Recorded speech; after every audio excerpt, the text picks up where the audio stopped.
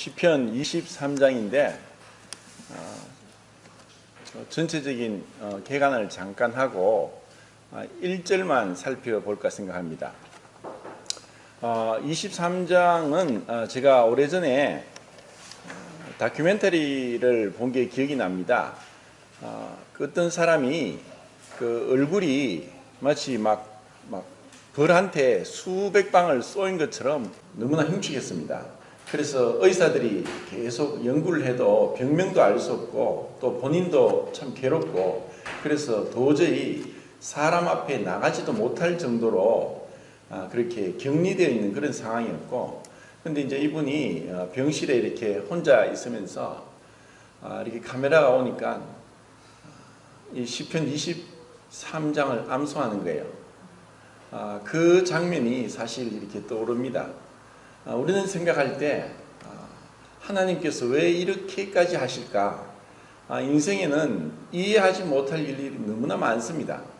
그런데 이 시편 23장은 어떻게 보면은 평온하고 그리고 너무나 목가적이고 또 서정적이고 또 시편 중에 시편이라고 하는 또 너무나 잘 알려진 그리고 노래로서도 우리가 알고 있고 또 하나님을 믿지 않는 자들도 알고 있는 그러한 시편인데, 최악의 상황에서 그리고 도저히 바랄 수 없는 중에 또 믿음을 가질 수도 없는 그런 극한 환난 가운데서 이 시편은 그 누구도 줄 수 없는 위로를 줄 수 있다는 것을 그때 이 시편을 생각할 때 항상 그 장면이 떠오릅니다. 그리고 2차 대전 당시에 폴란드 아우슈비츠 수용소에서 엄청난 그 살인 행각이 벌어졌습니다. 그리고 연합군이 그곳에 들어갔을 때 그 감옥에는 철필로 그 세면 벽에다가 하나님은 사랑이시다라는 그 철필을 그 연합군이 보게 됩니다. 우리는 정말 이해할 수 없는 상황인데 하나님은 우리 각자에게 이렇게 선하게 우리를 인도하신다는 생각을 합니다. 그리고 이 시편 23장은 앞에서 이제 22장에서 우리가 살펴본 것처럼 십자가상의 그리스도가 1절부터 21절까지 나온다고 말씀을 드렸고, 이것은 1000년 뒤에 정확하게 예수님이 십자가에서 행하신 말씀과 그 장면들이 그대로 오버랩되듯이 정확하게 일치합니다. 그리고 22절부터 31절까지는 예배와 전도라고 제가 이름을 붙여서 2번에 걸쳐서 말씀을 나눴습니다.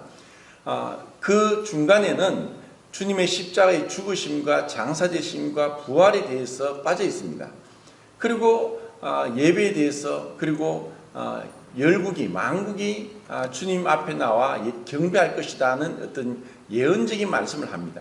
그리고 24장은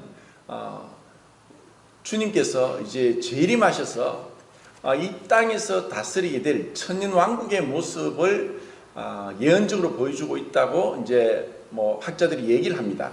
그러면 22장과 24장 사이에서 이 23장은 오늘날 은혜 시대 그리고 교회 시대, 성령 시대라고 하는 오늘날을 사는 그리스도인들에게 이 23장은 그 마음에서 내적인 평안함과 그리고 기쁨 그리고 안식 그리고 어떤 충만함을 이 23장에서 보여준다고 할 수 있습니다.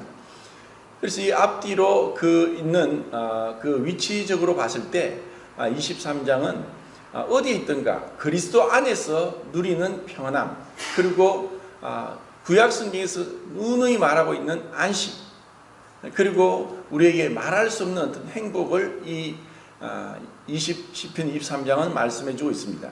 그래서 1절을 같이 읽고 1절 말씀을 나누겠습니다. 1절 시작.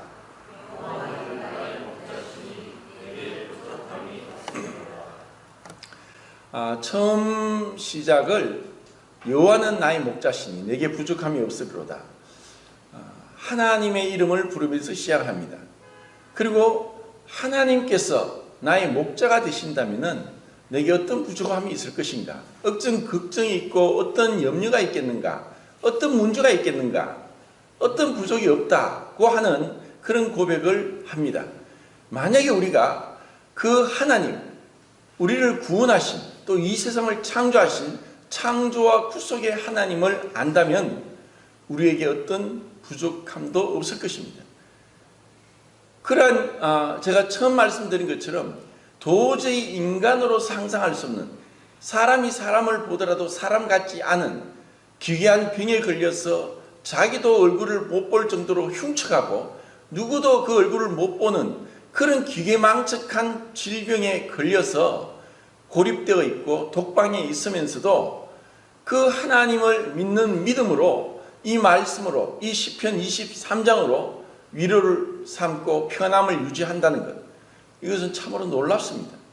그리고 정말 우리에게도, 우리는 이 인류 역사를 대충을 보더라도 인류 역사는 전쟁의 연속입니다. 오늘도 뉴스에는 북극해에서 러시아 핵 잠수함과 미국 핵 잠수함이 서로 의뢰를 발사하고 또 뭐 침몰하고 또 사상자가 나왔다는 그런 얘기가 들렸습니다. 이 세상은 언제 어떻게 전쟁이 일어날지 모르는 화약고와 같은 그런 인생 가운데 우리가 살고 있습니다. 그리고 지금 우리는 어떤 상황에 살고 있느냐? 지구는 1초에 456m로 자전합니다. 1초에. 그러면 1시간을 시속을 얘기하면 60 곱하기 60을 하면 되죠. 그러면 1600km로 자전을 하고 있습니다. 우리를 알 수 없죠. 우리가 하나님께서 나의 목자가 되신다는 이 말씀을 조금이라도 생각하면은 우리는 사실 하나님 앞에서 정말 어리석은 양과 같은 존재다.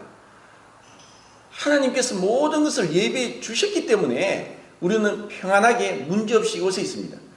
천문학자들은 얘기합니다. 태양에서 지구가 1억 5천만 킬로미터 떨어져 있는데 그 반지름이 77만 킬로미터인 그 태양으로부터 오는 그 모든 조건이 수성도, 금성도, 화성도 사람이 살 수 없다. 잠시도 있을 수 없다. 그런데 그 거리와 또 기온과 대기와 그리고 지구의 자기장과 그리고 지구에 있는 뭐 핵과 멘틀과 또 이 대륙과 해양 그리고 30만 킬로미터 떨어진 달, 이 모든 것이 미세 조정에 의해서 사람이 살기에 적합한 푸른 별, 오직 우리가 관측할 수 있는 유일한 이 사람이 생존하기에 유일한 그 별이 지구다라고 얘기를 합니다. 그런데 우리는 그것을 어떻게 합니까?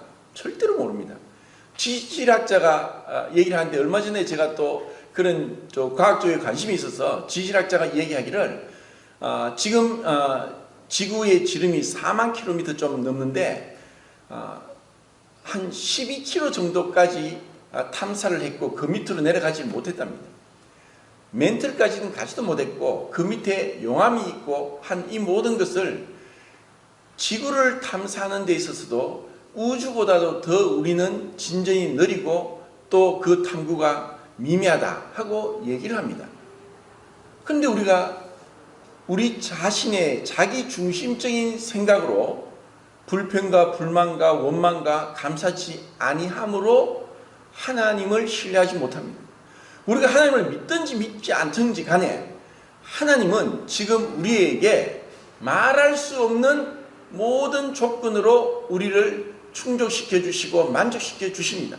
지금 이 자리에서도 우리가 문제가 없으니까, 아픈 데가 없으니까, 먹은 것을 먹고 소화하고 움직일 수 있으니까, 사고할 수 있으니까 당연한 듯이 생각할지 몰라도 하나님께서 우리를 지금 지켜 보호하시고 그 말할 수 없는 그 축복 속에서 우리를 지금 이 자리에 있게 한다는 것을 생각한다면 참 하나님 앞에 영영토록 감사해도 그 감사가 다함이 없을 것입니다. 자, 이제 여호와는 나의 목자라는 이 목자와 양의 관계를 생각할 때 창세기 48장 49장에서 그 야곱이 그렇게 이야기합니다. 하나님 나를 기르셨다. 그리고 나의 목자가 되신다 하는 그러한 48장과 49장의 그런 말씀을 하면서 이 목자가 된다는 이 표현은 구약 성경과 신약 성경에 한 114번 정도가 나옵니다. 이 목자라는 이 의미가 얼마나 가장 정확한지 제가 또 그 고대 그 생물학을 연구한 사람에 의하면은 공룡이 있을 시대에 티라노보아라는 어마어마한 뱀이 있는데 오늘날의 아나콘다보다 더 크고 그 길이가 한 12m 되고 그 배의 둘레가 1m가 넘는 어마어마한 그 티라노사우루스를 이기고 꽁꽁 묶어서 먹잇감으로 할 수 있는 그런 뱀이 있었다는 그런 얘기를 합니다. 120만 종 되는 그 동물들 속에서 어떻게 보면은 가장 어리석고 바보 같은 동물을 하나를 꼽는다면은 양입니다. 양은 눈이 있어도 태아대가 잘 볼 수가 없습니다. 그리고 너무나 겁이 많아서 어떠한 동물한테도 싸울 수 없습니다. 자기들끼리는 싸웁니다. 그런데 아무리 작은 거라도 작은 개가 짖더라도 꼼짝 못하고 움츠러들고 도망가고 저항도 못합니다. 털을 깎을 때 털은 동물들의 자존심입니다. 그런데 털을 깎을 때도 양은 에에 하고 울기만 울지 대적을 못합니다.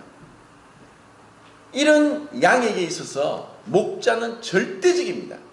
어린 아기에게 있어서 부모가 엄마가 절대적인 생존의 그 기반이듯이 양에게 있어서는 목자가 절대적입니다.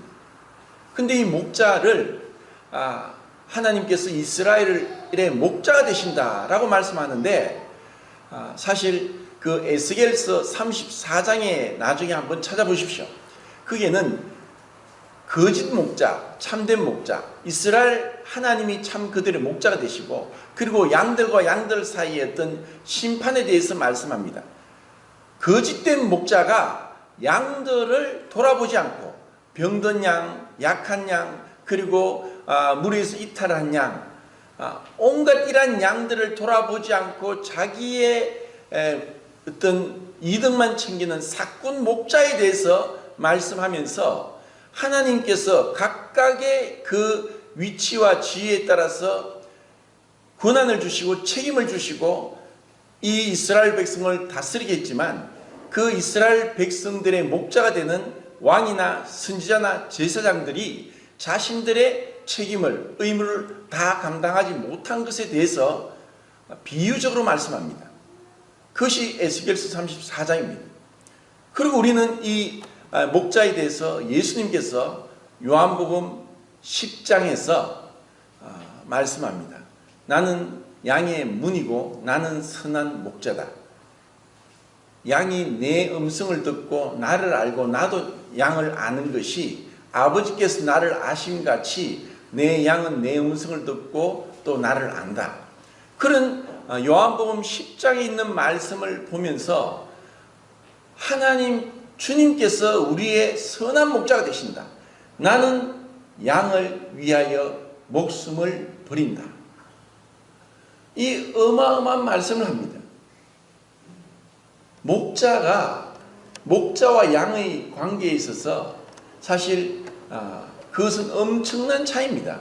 그런데 목자가 무엇이간데 양을 위해서 스스로 목숨을 버리느냐? 우리는 그 예수님의 그 말씀의 깊은 뜻을 십자가에서 볼 수 있지만 사실 그 말씀이 지금도 우리를 목자와 같이 우리를 인도하시고 또 주님이 원하시는 대로 우리를 이끌어 가십니다. 마태복음 9장 36절에 예수님께서 무리를 보시고 목자 없는 양과 같이 그 가련하게 또 공고하게 있는 그것을 불쌍히 여기신다 하는 그런 말씀을 하는데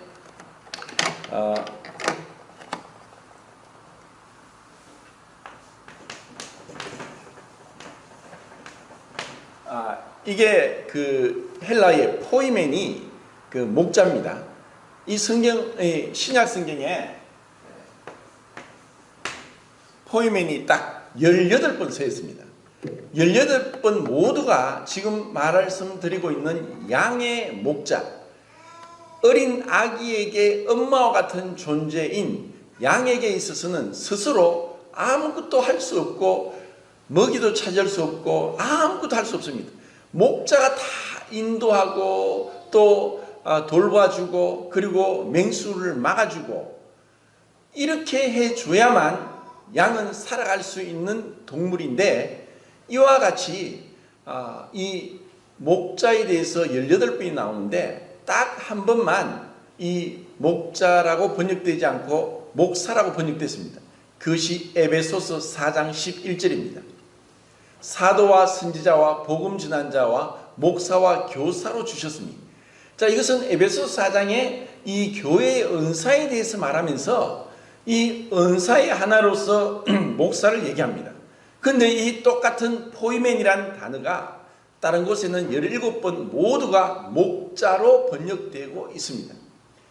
그리고 마가복음 14장 27절에는 스가랴서 말씀을 인용하면서 목자를 치면 양이 흩어지리라 하는 그 말씀을 하면서 주님의 그 십자가의 고난에 대해서 미리 예언적으로 말씀합니다. 이 모두가 다 이 목자라고 번역되었는데, 그런데 이 목자라는 이 표현은 마지막 계시록에까지 우리는 나오는 것을 볼 수 있습니다. 자, 그러면은 한번 성경을 찾아보겠습니다. 베드로 전서 2장을 보겠습니다. 22절부터 25절까지 있죠. 자, 한번 같이 읽어보겠습니다. 시작.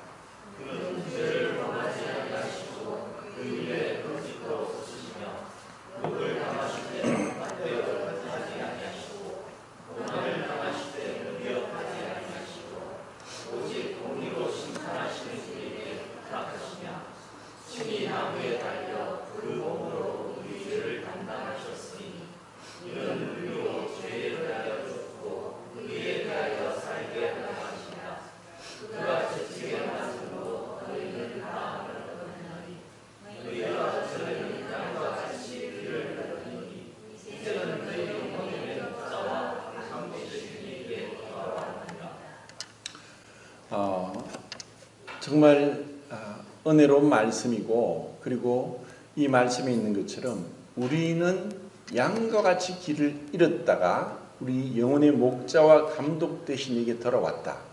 그러기까지 지금 23장의 이 말씀을 읽을 때는 마치 시편 22장을 읽는 것 같은 말씀을 그 앞에서 보게 됩니다. 우리가 양과 같이 길을 잃었었는데 어떻게 해서 우리가 참된 목자에게 돌아왔느냐. 이전에 예수님이 요한복음 10장에서 말씀합니다. 나보다 먼저 온 자는 다 절도요 강도다. 우리가 참 목자를 만나기 전에는 모두가 다 방황하고 그리고 죄악 가운데 출생해서 죄악 중에 죽을 수밖에 없는 자고, 공중의 권세 잡은 자 아래서 마음은 원의로 돼 육신이 연약하여서 어찌할 수 없는 자였습니다. 그리고 이 세상에 이 엄청난 세상의 악한 것들에게 영향을 받아서 우리가 갈 바를 알지 못하고 그할 성을 찾지 못하고 이리저리 방황하면서 참된 안식이 없었던 자였습니다. 우리는 스스로 어떻게 하더라도 하나님을 찾지도 않았고 찾을 수도 없었고 우리 스스로 하나님을 만족시키고 그 앞에 설 수도 없는 자였습니다. 우리 스스로는 소망이 없었습니다. 허물과 죄로 죽었었고 또 우리는 마음과 육체의 원하는 것을 하여 본질상 진노의 자녀였습니다. 우리는 그와 같은 그 극한 고통, 그리고 죄가 죄인 줄도 모르고 흑암의 권세에 사여서 우리 스스로 그 빛을 찾을 수 없으면서 방황하던 자였습니다. 이런 자를 위해서 주님께서 그 22장에 나온 말씀대로 주님이 오셨습니다. 그분은 죄가 없으시면서 우리의 죄를 담당하시기 위해서, 그러면서 우리를 참된 그 목자에게로 이끄시기 위해서 주님의 고난은 반드시 있어야 했습니다. 그렇지 않으면 우리는 여전히 죄 가운데 출생해서 죄 가운데 죽는 가장 이 인간에게 비극적이고 가장 충격적인 선언, 그것은 바로 죄 가운데 출생해서 죄 가운데 죽는 것이었습니다. 우리는 그것을 스스로 어떻게 할 수 없었습니다. 근데 주님께서 우리의 목자가 되시기 위해서 친히 이 땅에까지 오셨다는 것. 그리고 그 모든 십자가의 구속의 경륜을 이루셨다는 것. 그래서 이제 우리는 주님 목자에게 돌아왔습니다. 그러면서 주님은 우리에게도 또 동일하게 부탁하십니다. 베드로에게 말씀하신 것처럼 네가 나를 사랑하느냐? 나의 어린 양을 치라. 내 어린 양을 먹이라. 왜냐? 양에게 있어서는 목자가 절대적으로 필수적이기 때문에. 그래서 우리는 주님의 그 은혜로 작게든 크든 많든 이런 내가 양이지만 이 목자의 입장에서 양들을 돌아볼 수 있는 그러한 자로 우리를 삼으셨고, 이것을 통해서 주님은 또 엄청나게 우리에게 보상을 해 주시길 원한다는 것을 알 수 있습니다. 그래서 5장 1절부터 4절까지 읽어보겠습니다. 베드로전서 5장 1절부터 4절까지. 시작.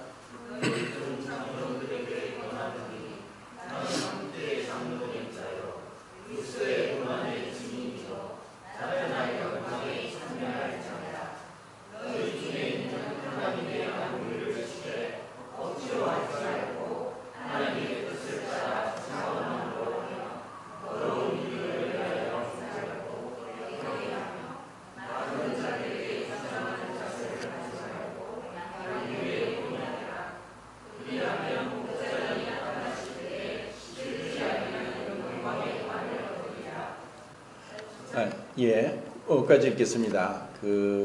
이제 목자장이라는 이제 표현을 보게 되고, 목자의 장이 되시는 분은 바로 주님이십니다. 그리고 사도 베드로가 5장 1절에서 얘기하고 있습니다. 나는 함께 장로된 자다.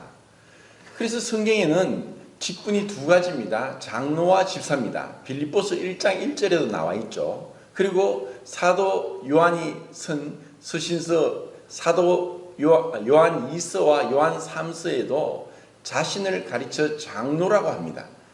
이것을 통해서 이 목사 제도라는 그 성직자와 평신도를 구분하는 것은 구약 시대 때에 레위 지파의 제사장 직분이 이제 예수님을 통해서 예수님이 대제사장이 되시고 우리를 왕 같은 제사장으로 삼으시면서 구약 시대 때의 제사장의 그 계급과 그 제사장이 아닌 다른 지파와의 구분을 완전히 없애면서 새로운 교회, 신약 교회의 어떤 모습으로 바꾸어 주셨는데도 오늘날 여전히 성직자 제도가 있다는 것은 신약 교회 진리에 위배되는 것입니다.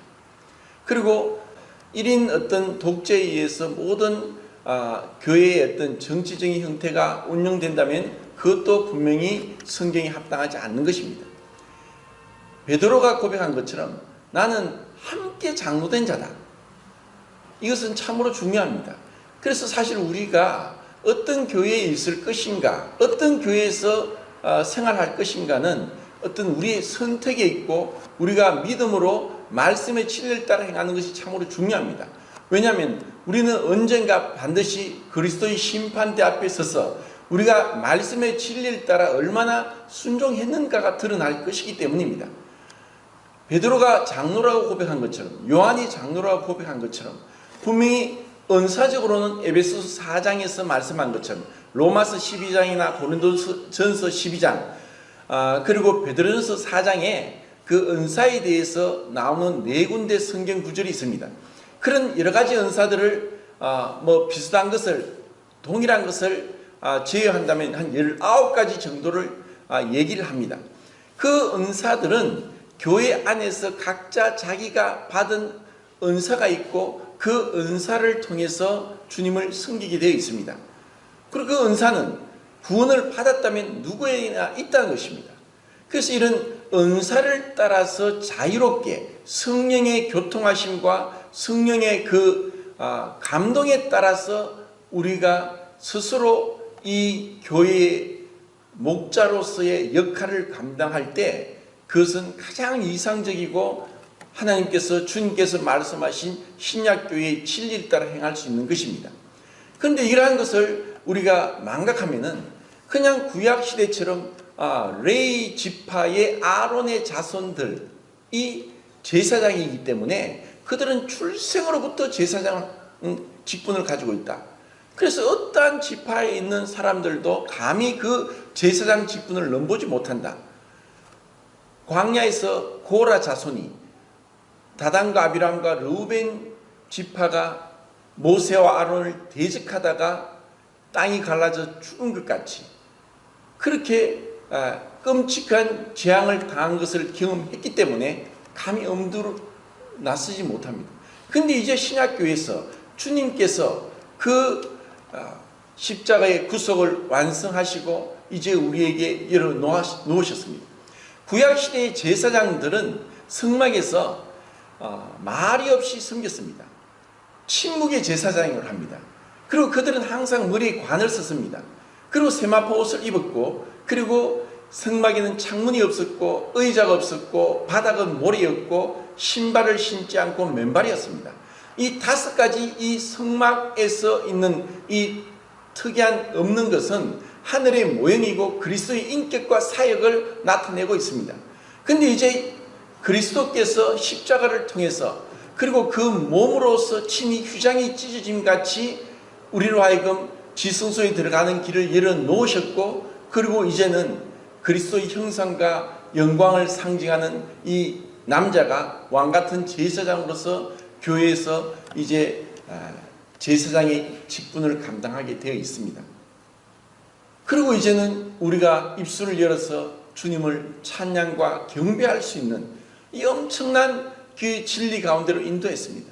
그리고 교회를 상징하고 있는 남자의 영광인 여자는 아직까지 구약시대의 제사장들이 입을 다물고 침묵의 제사장으로서 제사를 드린 것 같이 지금도 그렇게 침묵 가운데 있는 것은 이 교회의 영광이 아직 나타나지 않았기 때문입니다. 그것은 주님이 재림하실 때 그때 나타날 것입니다. 이것은 너무나 놀라운, 그리고 우리에게 교회의 질서를 통해서 하나님께서 우리 남자와 여자의 모든 걸 알고 계신 그분의 창조의 원리를 따라서 창조의 순서와 창조의 목적과 타락의 그 순서를 따라서 지금 신약교회에서 행해지는 것입니다. 이것을 우리가 생각할 때 이런 목자로서 어떻게 이 교회에서 다스리냐, 억지로 부득이함으로 부당한 이득을 탐하면서 아니라 본을 보이면서, 정말 본을 보이면서 그렇게 행하게 될 때 그때 자연적으로 이 양들을 인도할 수 있습니다.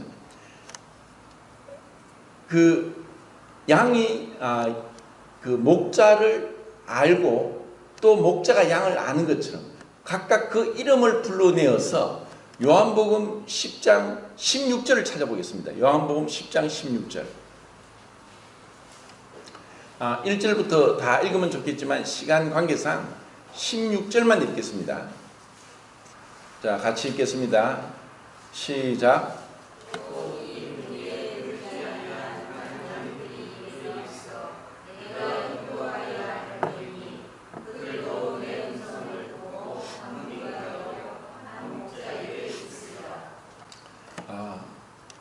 주님께서 이런 말씀을 하시면서 이 우리에 들지 않은 또 다른 양이 있다. 그리고 내가 그들을 인도하여서 한 무리가 되게 하고 한 목자에게 있게 할 것이다. 이 양들이 그 목자가 없을 때 길을 잃고 방황하고 스스로 길을 찾지 못합니다. 그리고 주님이 오신 것은 잃어버린 자를 찾기 위해서 오셨다고 말씀했습니다. 그리고 지금 우리도 동일하게 잃어버린 자를 찾고자 하는 목자의 심령으로 이 땅에서 우리는 주님 오실 때까지 이 사명을 감당하면서 우리에게 맡겨진 것을 감당해야 됩니다. 시편 22장 22절부터 31절까지 보면서 예배와 전대라고 말씀드렸는데 지금 우리 교회 생활도 두 가지입니다. 첫 번째는 예배입니다. 이 예배는 우리 성도들 사이에 화목한 관계로 서로 사랑하며 지내는 것입니다. 이것은 양들에게 있어서 양의 어떤 생리를 보면은 참 우리 사람과 너무 비슷하다고 생각을 하는데, 다른 어떤 동물과도 싸우지는 못하지만 자기들끼리는 싸웁니다. 이것이 오늘날 우리 교회에도 이런 모습이 있습니다. 오순절 때 누룩이 있는 떡 2개를 그렇게 하나님께 드린 것처럼 우리 가운데 여전히 죄가 있음으로 인해서 사실 다툼이 있습니다. 그런데 그런 다툼이 있더라도 빨리 그것을 화해를 해야 되고 용서를 해야 되고 용서를 구해야 되고, 그리고 오래 참아야 되고, 양들 사이에서 이런 불화가 생기는 것은 어쩌면은 당연한 건지도 모릅니다. 그런데 주님께서 이 양들이 서로 화목하게 지내도록 목자가 계속 그것을 돌봐줘야 되는 것처럼 우리에게도 그렇게 되어야만 올바른 예배가 되고, 그리고 예배가 될 뿐 아니라 아직까지 이 무리 안에 들어오지 못하고 목자를 만나지 못한 양들을 찾는 책임도 우리에게 있다는 것을 우리가 여기서 볼 수가 있습니다. 그리고 히브리서 13장 20절에도 우리의 목자장, 큰 우리의 목자장 되신 분을 얘기를 합니다. 자, 시간이 다 됐기 때문에 계시록 7장 17절을 찾아보고 이제 마치도록 하겠습니다. 계시록 7장 17절입니다.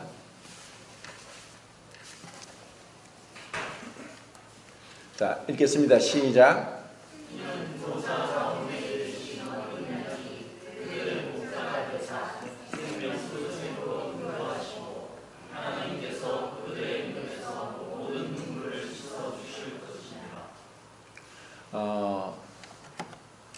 이것은 사실 우리가 소망하고 기대하는 것입니다.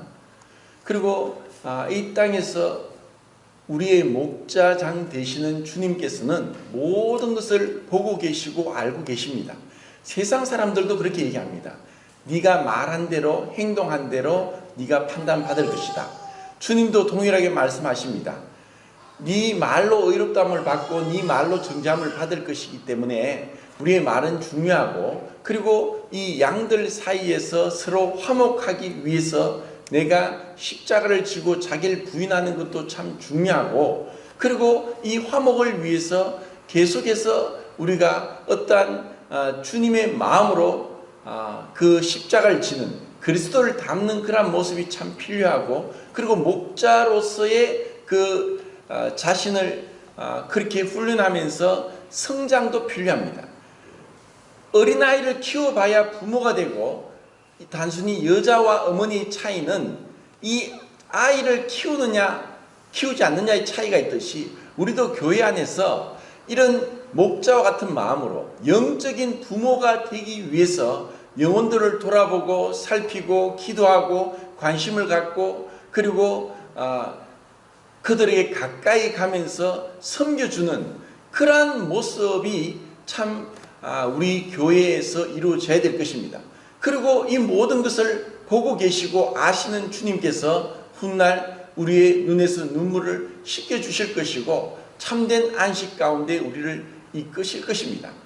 이것을 볼 때 우리가 어떤 상황에 있든지 주님의 은혜로 여호와는 나의 목자시니 내게 부족함이 없으리로다 하는 이 고백을 할 수 있길 바라고, 그리고 우리를 이 목자 없는 양과 같이 방황하는 우리를 참 주님의 양인 이 구원받은 성도들 가운데로 이끌어 주셔서 우리를 그 목자 되시는 그 주님 앞에서 서로 사랑하고 화목하게 우리를 인도해 주신 주님께 참 감사를 해야 될 것이고, 그리고 우리 안에서 이 예배와 전도를 통해서 주님 앞에 부끄럼 없이 서기까지 인내로서 또 소망 가운데 주님을 바라봐야 되리라고 생각합니다. 이제 계속 이제 나머지를 살펴보면서 이 시편 23장이 우리에게 참으로 귀하고 적용되고 또 우리 삶에 실천될 수 있는 그러한 말씀이 되기를 바랍니다. 자, 기도하고 마치겠습니다.